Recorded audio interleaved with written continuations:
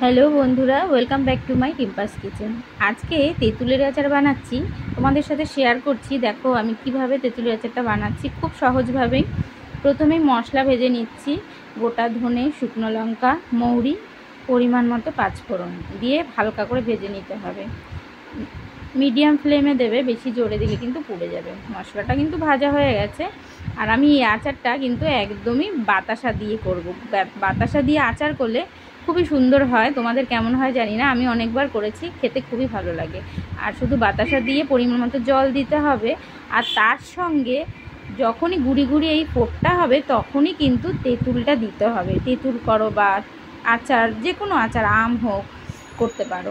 তেঁতুলটাকে ছাড়িয়ে রেখেছিলাম, করে কিছুক্ষণ ফুটিয়ে গ্যাসটা কিন্তু আমি কিছুক্ষণের জন্য বন্ধ করে রেখেছি। আর তার মধ্যেই এটা ফুটে এসছে। মশলাটাকেও ভেজে নিলাম, ভাজা হয়ে গেছিলো। গুঁড়োটাও করে নিলাম, হাতেই গুঁড়ো করেছি, ভালোই হয়েছে গুঁড়োটা। দেখো তেঁতুলের আচার মনে হচ্ছে হয়েই গেছে, জিভে জল চলে আসছে।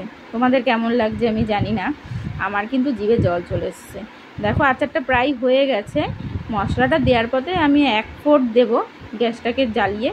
তারপরে আমি আচারটা নামিয়ে নেব। বন্ধুরা, ভিডিওটা তোমাদের কেমন লাগছে অবশ্যই একটা লাইক কমেন্ট করে পাশে থাকবে। ভালো থাকবে, সুস্থ থাকবে। আর আমার ভিডিওটা তোমাদের কেমন লাগলো অবশ্যই জানাবে। ভালো থাকবে, সুস্থ থাকবে।